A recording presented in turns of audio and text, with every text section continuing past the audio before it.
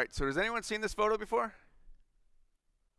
No? All right, so this is a photo of Tesla's plant from a few years ago. I'm not a Tesla fanboy, but I do like this photo. So you may have heard Tesla had a whole bunch of automation issues, right? But their goal was, to automate the production of cars, right? So you can crank these things out as fast as possible. That's kind of what we want to do with our software development too. If you have questions along the way, raise your hand. Hopefully I can answer them, or we'll either have time afterwards, or you can come find me afterwards as well. So who am I? I'm Brian Demers. I'm a developer advocate at Gradle. I spent a lot of my career in and around open source communities on working kind of on the security space and build tools, right? And those two things seem like different ends of the spectrum until you realize how internet connected your builds are. Does anybody have a build that does not connect to the internet in some way? Nobody raises their hand, right? All right, one person.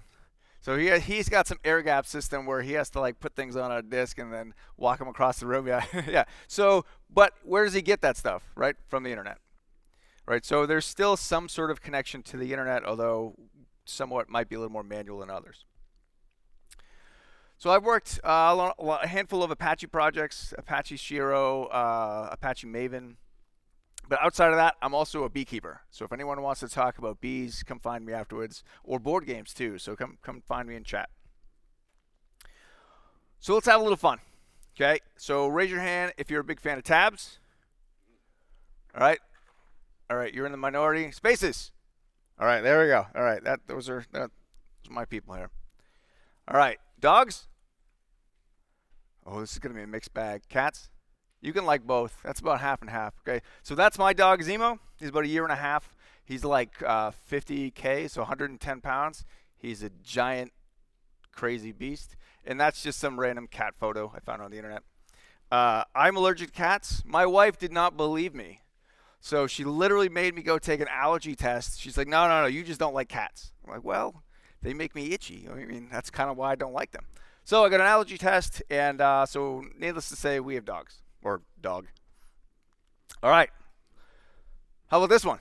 This is a fun one, right? Gradle? All right. Maven. All right. Mavens have it. Okay. So I'm a Maven fan, I told you earlier. So why do I work at Gradle? Right? This talk isn't about Gradle, but there's an elephant in the room I'm trying to clear up here. So Gradle, the company, has Gradle build tool. Everyone's heard of that, right? That's kind of the competitor to Maven. But we also have this tool called Gradle Enterprise.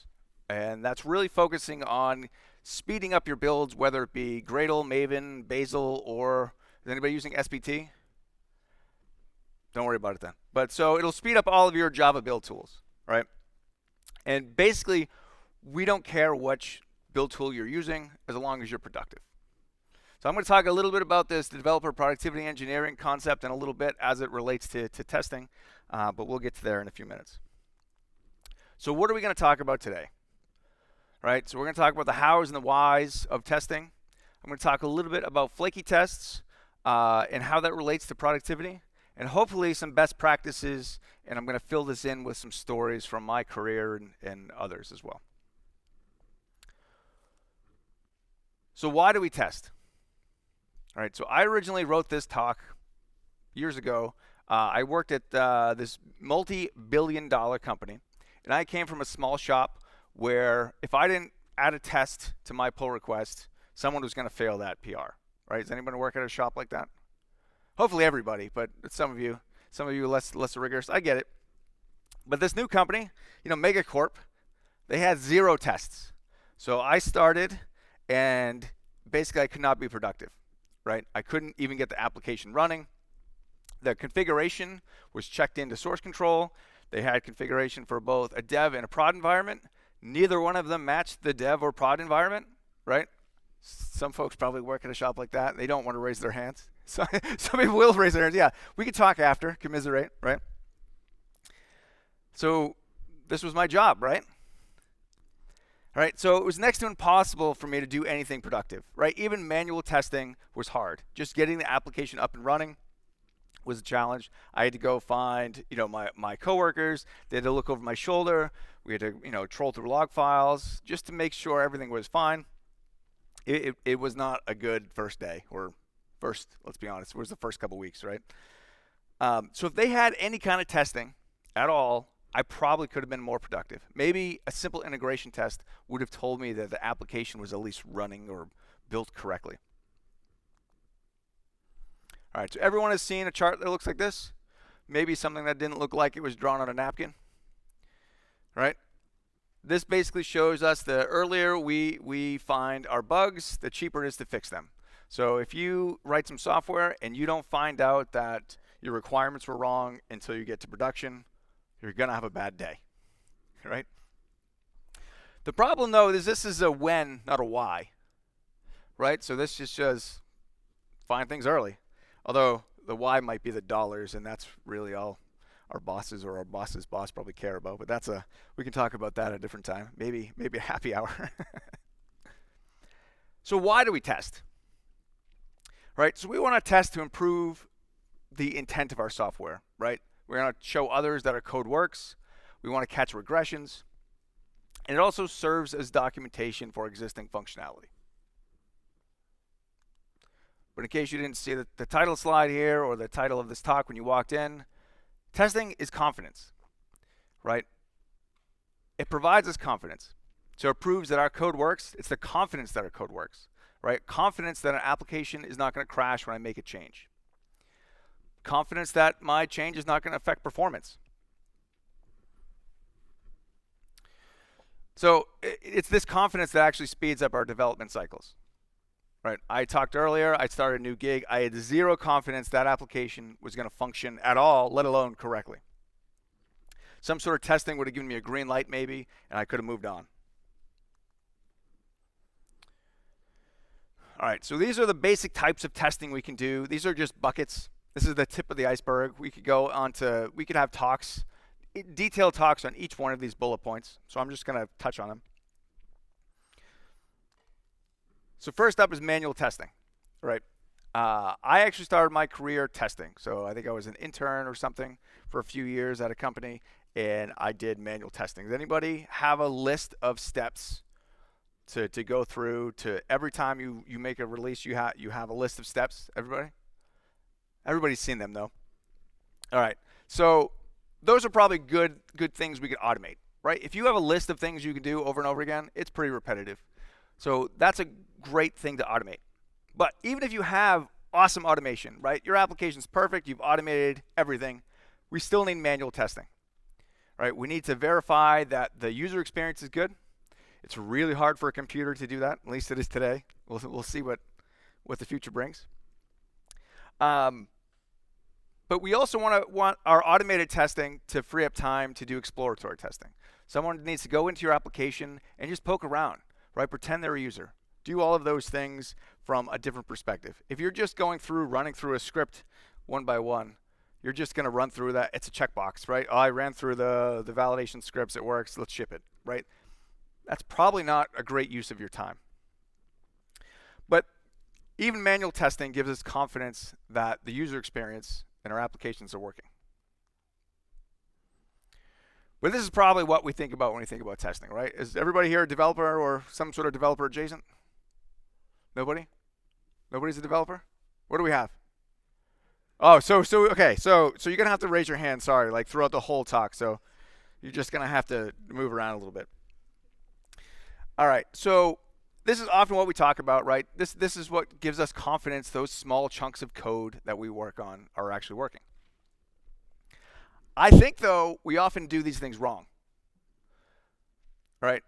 Does anyone have a test that connects to a database? A unit test that connects to a database, right? How about a REST API, some other service, okay? Would your unit test work if you unplug your network or you're sitting on an airplane? Okay, if they don't, it's a couple of people, yeah. So if they don't, they're probably not unit tests, right? Whether that's a big deal or not, we can talk about afterwards, but strictly speaking, they're not unit tests. Does anybody think they shouldn't be writing tests? Every time I've given this talk, somebody comes up to me after and they says, my developers, they won't write tests. And I'm just dumbfounded, right? Like, it's 2023. If you're a software developer and you're not writing unit tests, or you don't think it's your job to prove to somebody that your code is working, you should probably find a new job. I don't know. It's crazy. So anyway, so if anyone has heard the excuse, I'm not a tester, again, come to the happy hour. We'll commiserate together. All right. You cannot refactor your code without some sort of tests, right? Who here is afraid to refactor their code? Who here is afraid to raise their hand for that answer? Right? So if you're afraid to refactor your code, it means you don't have enough test coverage, right? You don't have any confidence that when you make your change, something's not going to break, right? Or at least break without you noticing it. So refactoring is not something we set aside time for, right? You don't need permission from your manager to refactor your code, right? If you're doing that, then you're trying to refactor, like, I don't know, 10,000 lines of code at a time, and that's probably wrong, right? You're probably going to break something. So refactoring should be something we do all the time. Every time you make a small fix, you add a small feature, you're moving code around, right? That's refactoring. And our tests are proving to us that our code is still working, right? So we're confident that our code still works after refactoring. So hopefully everybody's seen this before, right? Engineer walks into a bar, orders a beer, 0 beers, right? All these other things. And the real customer just wants to go to the bathroom, right?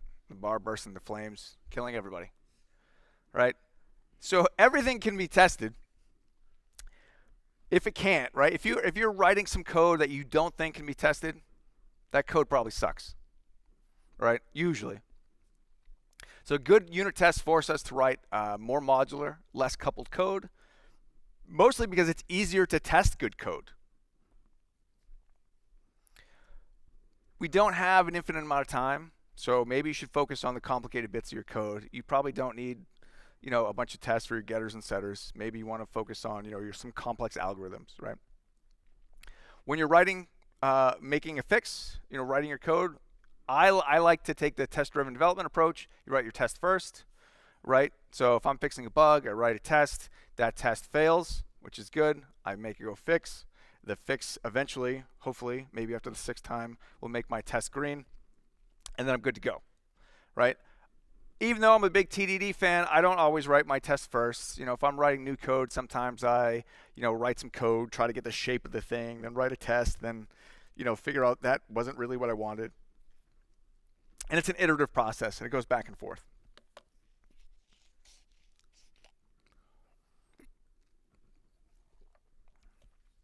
All right, so let's get into an example. So let's pretend I'm going to write code for, write tests for this code, right? This is pretty simple. It's 2 lines. It does 2 things, which some could argue the fact that my method is doing 2 things is wrong, but it's 2 lines of code, so bear with me, right? So it derives a username, right, from a first name and last name, and then it persists it to some fictitious database. So if I'm going to write a test, maybe that test passes Brian Demers into this method, and then I want to make sure that the database was updated, or if it's a unit test, right, I'm going to mock that out. But I want to make sure that the user was actually persisted, something was returned. Maybe the returned user has B Demers as the username, right? So that's an easy test that I could walk through. That's the happy path, right? But just that test alone is not going to give me any confidence that my code is working well, right? So hopefully you can all think about what types of things could go wrong with just these 2 lines, right? What happens if first name is null, right? That's going to crash, right? Null NPE. What about last name? Last name is null. It's just going to append the word null. That's going to look stupid. That's going to confuse my users. So there's a lot of these types of problems, right? We haven't talked about database errors. There's all of those types of things we need to worry about. We need to test. What about at a requirements level? Right? How about first and last name? So middle name's not in here. My wife has multiple middle names. I know a few of you have multiple first names, multiple last names. How does that work in my username generation, right? Am I going to get spaces in there? So maybe there's some requirements that are wrong, that are assumption that I'm going to find at test time, which is still cheaper than if I push this out to production. All right. So unit tests must be fast to avoid context switching. So as soon as you spend more than a couple minutes in your build, your brain is off, right? You're going to go spend time on Twitter or Reddit or possibly even your work email, all right? So if your build takes 10 minutes, 3 seconds after you start that build, you're off checking email. Okay? So we need to avoid context switching whenever possible. It needs to be possible to run a single test from your IDE. So I worked at shops where, you could edit your code through the IDE, which is great. Type completion works, everything awesome. But then I had to go run the full build on the command line, right? And 10, 20 minutes later, it was a horrible experience. Or I have to remember the incantation on the command line to run a single test, and then maybe the single test method, or maybe I even want to attach a debugger to my tests, right? Does anybody struggle with those types of things still? Hopefully not. Some of you, yeah. That's ridiculous, right? We really expect more from our environments than this. So everyone loves this comic, right? Justin had this in his talk earlier. Probably everyone that's done a talk has probably put this slide in there at one point. But come to find out, context switching is not good for us, right? So there's new research that actually over a large amount of context switching leads to brain fatigue. Right? Has anyone been burnt out in the past couple of years? Right, I'm going to raise 2 hands for this one. We've all been kind of tired, right? So early in my career, I literally used to brag about being a good multitasker. I would put it in my resume, my CV, right? And now I look back at that, and that's stupid. I am not a good multitasker. I pretend, but we're not, right? We like to focus on things. I like to focus, a deep technical task and stay in the zone, right? So let's say I have a build, right? I gave an example. I have a 10-minute build. So I'm going to run my builds on my laptop, and then I need to go find something to do while I wait for those 10 minutes. So I'm going to go check my email, right? So I'm going to context switch to do that. I'm going to spend a half an hour on my email, right? My build's 10 minutes, but I don't know. Anybody who can just spend exactly 10 minutes on your email, I think you're lying. So you're going to spend 20, 30, 40 minutes checking email, responding to something, right? Then you're going to go back to your code. So that's another context switch. However, your code, that build failed like 2 minutes in. You forgot a semicolon or something stupid, right? So you fix that. That's really quick. And then you run your build again. And now you're off to email again or Slack or something else, right? So that's 3 context switches just to do something that we do all the time.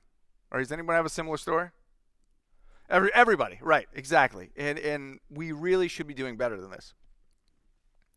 I would much rather spend time coding than dealing with email or Slack. All right, so let's talk about integration tests. Right, so I think this is a really loose term. I think, as I mentioned before, this is often what we get when we talk about unit tests. So we spin up the whole application, and then we test like a simple method, and then we do this over and over again 1,000 times. Right, so in my head, I like to define an integration test as anything that has some kind of external dependency, right? A database, REST API, command line utility, something external to my code, right? IT should be testing high-level functionality, so REST APIs, web pages, those types of things, right? You make a call and verify the results. So our ITs are going to give us confidence that our components of our application are working well together. But there's some downsides here too. So they're slow, right? So this is an actual output. I scraped the company name off there. But at a previous job, I worked on this project. And it's a REST API for, just a client REST API. Sorry, a client that connects to a REST API. And most of our testing was done through integration tests, right? That was a conscious choice. We literally sat down at a table and we talked about why this is the case. We had a Java client, we had a .NET client, we had a Node client, PHP. And we all kind of wanted to make sure that testing the server was working. And this is obviously, we didn't trust that the server was going to work either, right? So that's another story we could talk about. But it was a conscious choice, all right? And they're relatively easy to create an integration test like this. But the problem was they're slow. right? So most of my build here is spent doing integration tests. And some of you are probably like, oh, that's a 5-minute build. That's awesome. It's horrible, right? Look at the percentage of time that are spent in tests compared to the rest of the time, right? So, you know, am I going to stand here for 5 minutes and wait for this thing to finish, right? 30 seconds in, you'd pick out your phone and start scrolling away or doing whatever. You've already lost my attention span.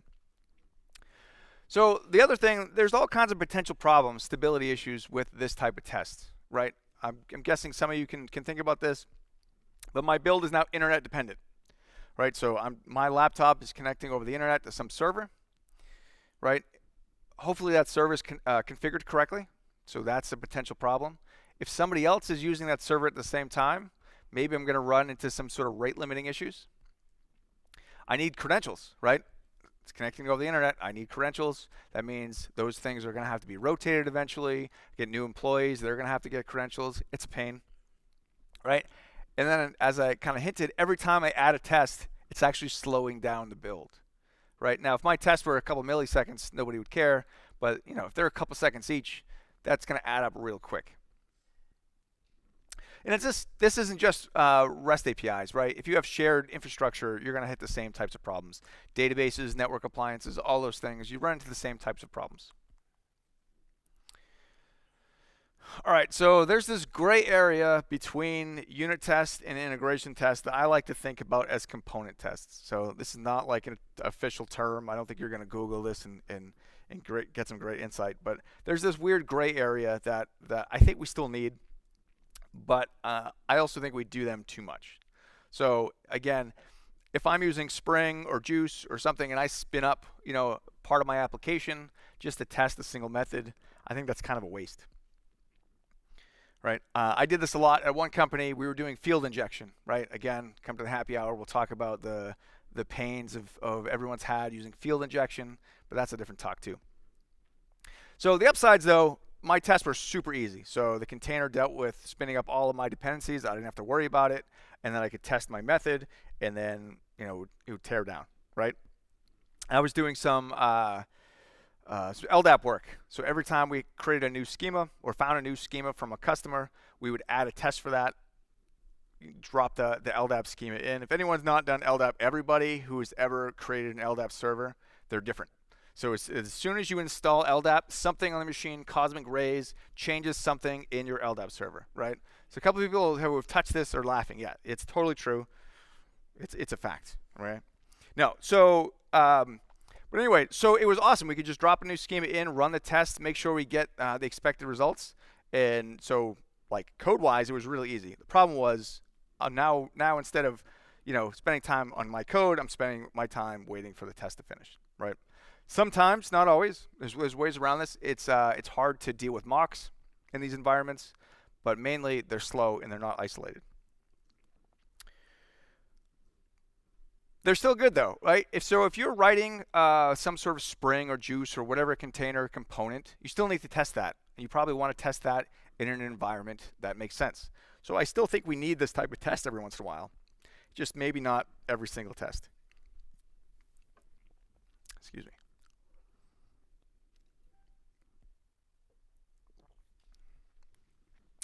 All right, anyone doing developer satisfaction surveys?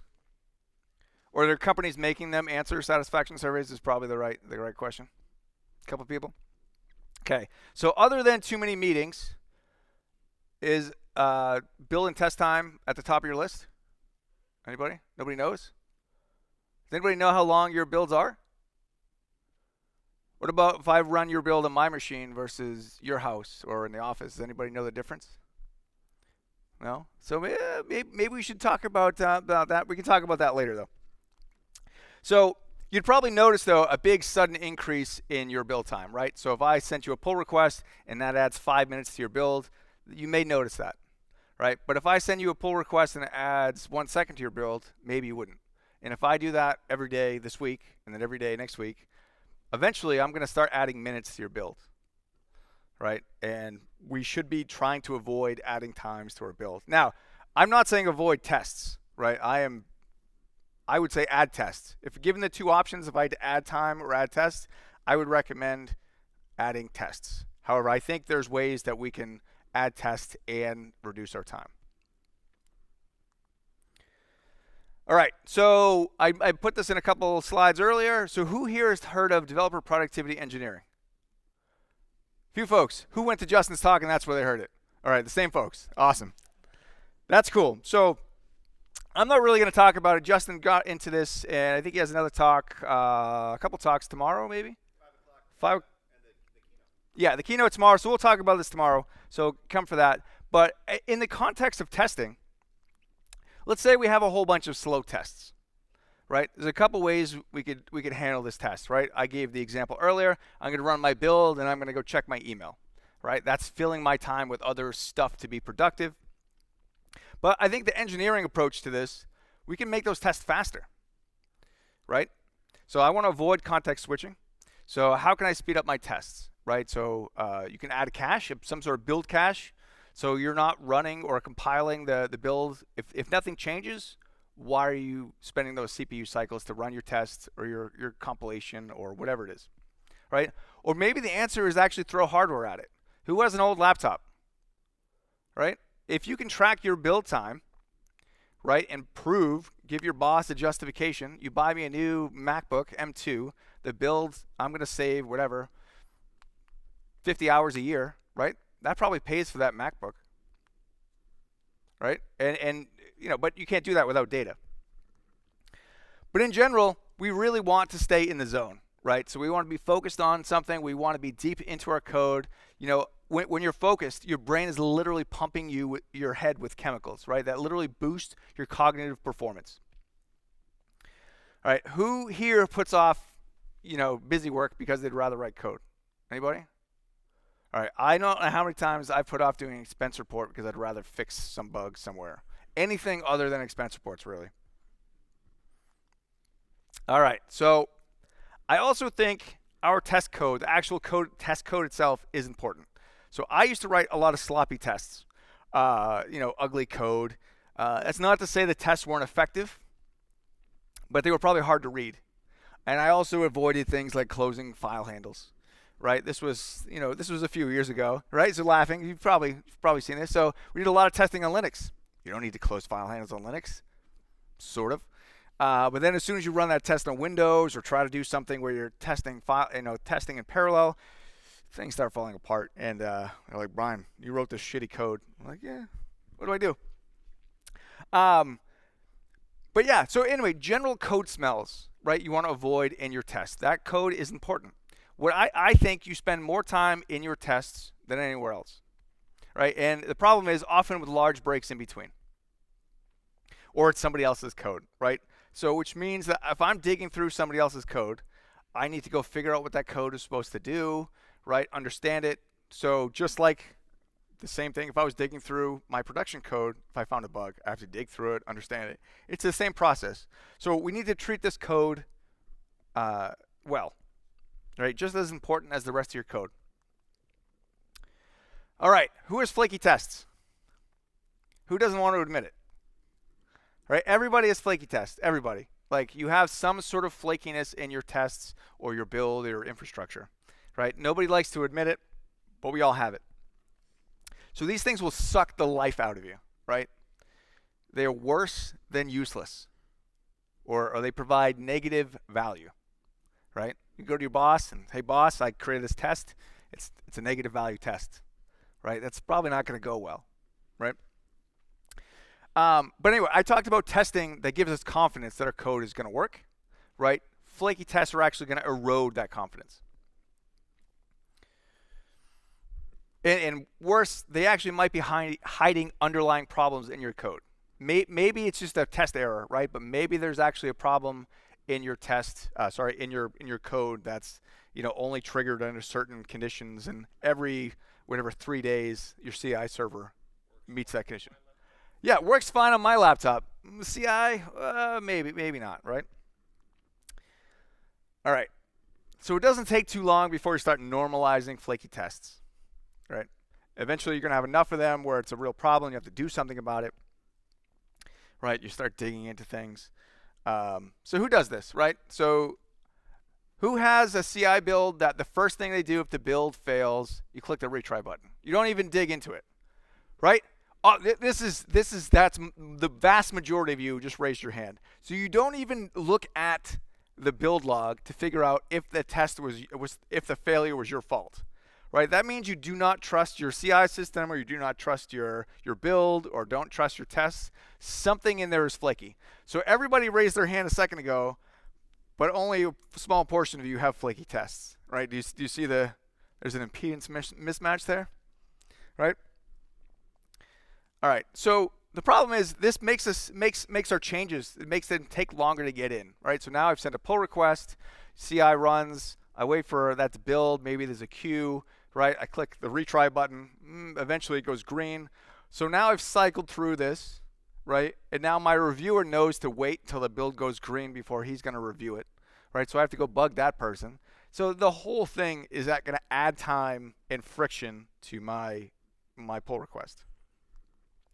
So as I mentioned, everybody has these things. So you need a way to track them. Okay, this is a screenshot from our product, Gradle Enterprise. You can come talk to us afterwards about this. But you can track them some other way, right? So I've seen people have email lists, Java annotations to mark their test flaky, just so people know. I've seen custom dashboards, wiki pages. Anybody doing something to track their flakiness?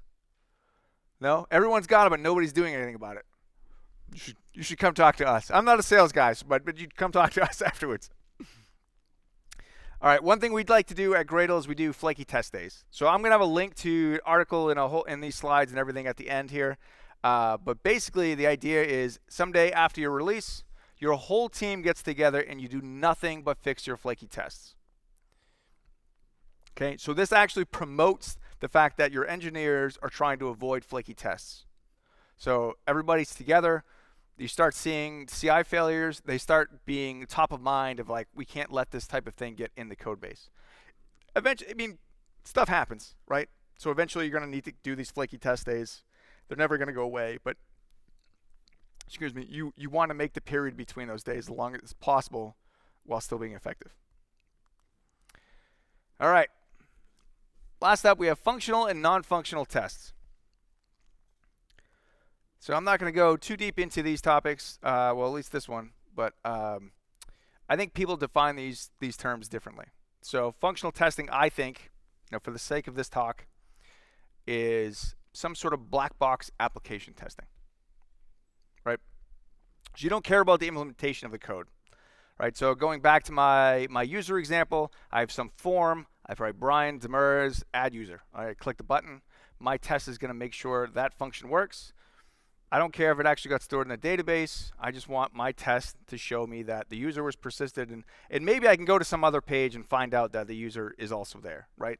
I have other tests in my application that test the persistence logic.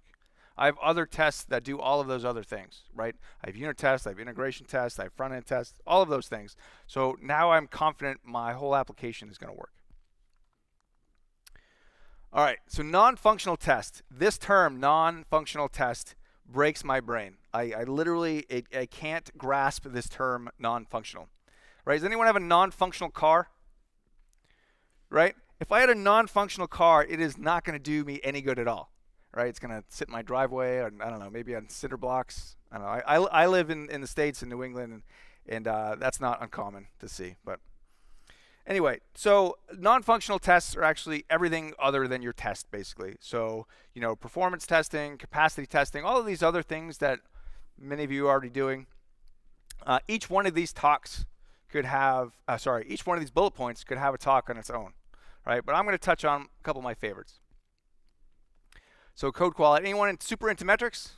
Code quality of any kind, coverage, there's an endless supply of metrics, right?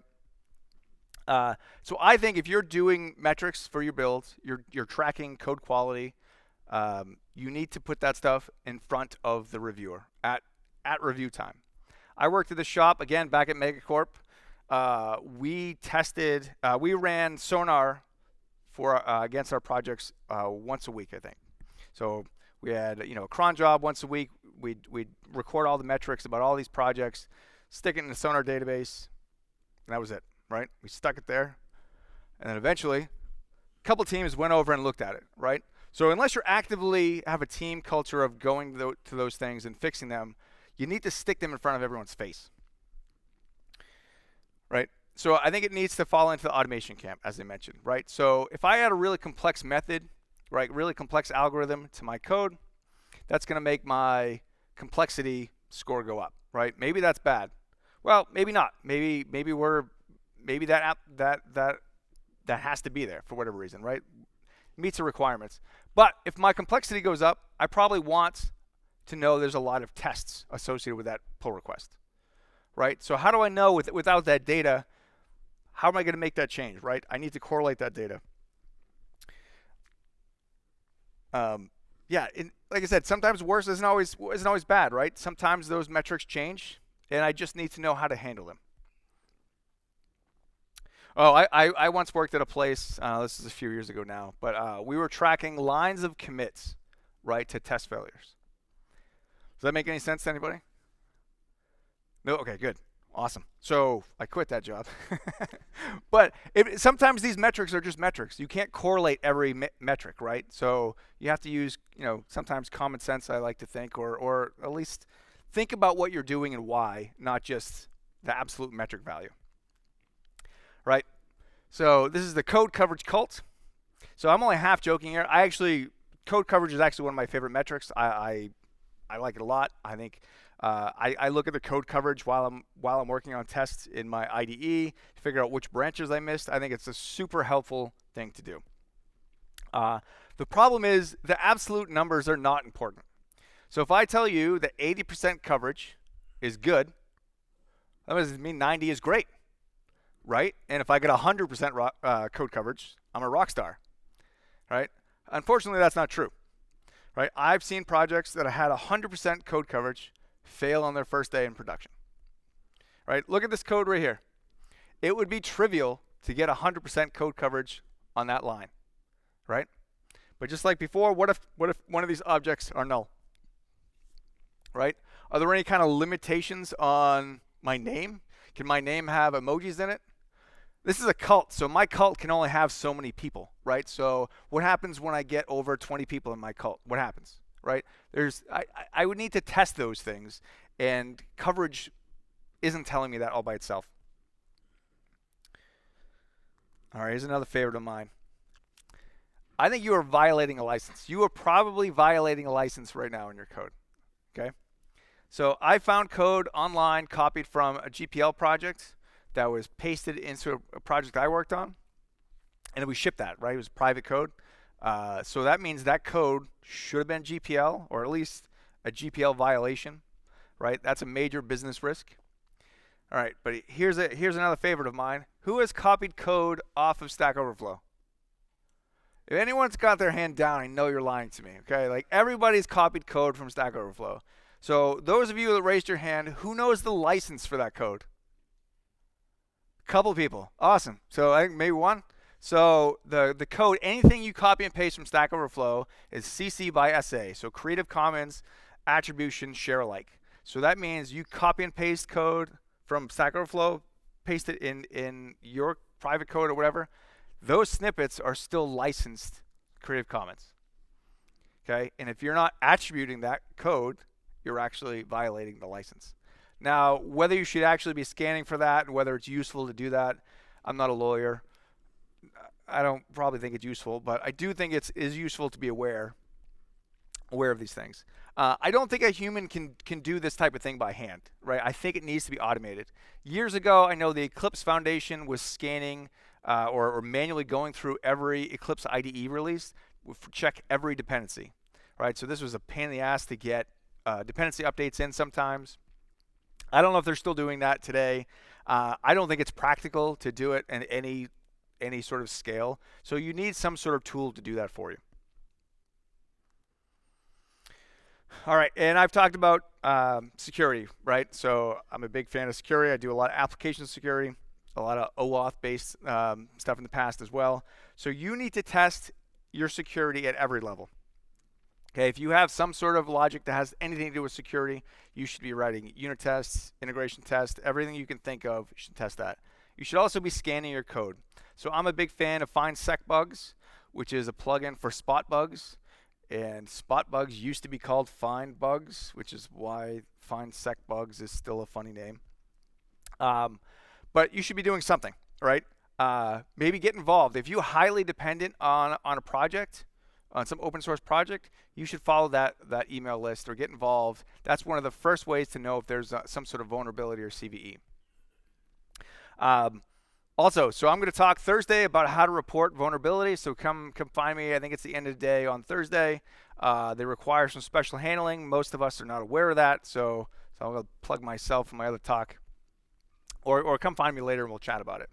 But I'm a big fan of things like Dependabot, right? So anybody else have a whole queue of PRs from Dependabot right now while they're sitting here? Yeah, that's awesome, right? It's less work you have to do. All right, so this is not the only sort of testing philosophy, but this is the one that's sort of foundational in my brain. So the types of testing that you do sort of depend on your situation. I write a lot of libraries. So typically that's kind of unit test, maybe a little bit of integration test. I avoid writing UIs like the plague. Some of you are not that lucky, or some of you like it maybe. But I always think of this testing pyramid. Okay, and again, there's other sort of philosophies around this, but in general, you should have a lot of unit tests. You should have a bunch of integration tests, and then as you keep going up, you have a smaller amount of tests every time you go up the chain here. So if I was going to make a change, maybe it's a small fix. Maybe that just means I want to add a unit test. If I'm going to change how my application starts, maybe I want some sort of integration test, right? And if I'm going to change some UI functionality, maybe I want a browser-based test like Selenium or something. All right, so we got a couple minutes left, so I'm going to leave you with a couple tips. All right, so my wife started playing tennis a few years ago, and we had tennis balls everywhere in the house. Problem solved. Okay, you just cut those suckers in half, and they take up half the space now. All right, but in serious, so has anyone heard of the reproducible builds? Okay, so I think this is the next best thing since sliced bread. Okay, so reproducible builds are a set of practices that make sure that every time you build your code, you're going to get the same results. So if I build a code and you build a code, we're going to get the same exact binary bit for bit, right? So that means that I know you didn't put anything malicious in that code, right? So why am I talking about that here, right? That also makes your build highly cacheable. So if you're guaranteed the same inputs or getting the same outputs, that's basically the definition of a cache, right? So I can cache those things. So Gradle Enterprise, product that I work on, we have a cache that supports Maven, Gradle, Bazel, SPT, right? But there's also a Maven cache that works really well too. So go try them out, see which one works for you, and speed up your builds. All right. Has anyone not seen a meme that looks like this? All right. Andres is going to be here Thursday, I think. He's got a talk. But anyway, basically, you probably don't need to do a clean build every time, right? I think this is sort of historic. Back when I started with Maven eons ago, we were doing a lot of like ant migrations, and build tools weren't as stable then. So you'd spend 20 minutes working on an issue. You'd try to figure out why your build is failing. You give up, you do a clean build, and it works. So you don't have to go through that cycle too many times before you just ignore it and do a clean build every time, right? And then I tell my coworker, you should just do a clean build. They tell their coworker, whatever, 20 years later, I literally still type mvn clean install. I know better, I still do it, right? But it's we need to change how we do things, make things faster. The Maven Demon. So the Maven Demon is almost going to hit 1.0. This is great. This works very similar to the Gradle Demon. Basically, it'll speed up your builds by keeping the JVM warm. So it has a JVM that's running all the time. You run your build. Your build is actually running this other JVM. It's really cool. Go try it out. Multi-threaded builds. I love this image. I don't know if it frustrates me or if I think I'm living my life wrong because I should go do this. But both Maven and Gradle have parallel options, right? So you can build your modules at the same time, but you can also test at the same time. So there's two different sets of things, right? So in a Maven build, if I have six Maven modules, hopefully I can build some of those in parallel. But each one of those modules, the test can also be run in parallel. And there's a whole bunch of different configurations you can take. So if you're not doing that, either one of those, please do that. You'll see a crazy build speed increase. It's not free, so it does mean that your tests need to be able to run in parallel. I've had a whole bunch of tests that I've written. Again, I used to write sloppy tests. I don't know if I mentioned that before.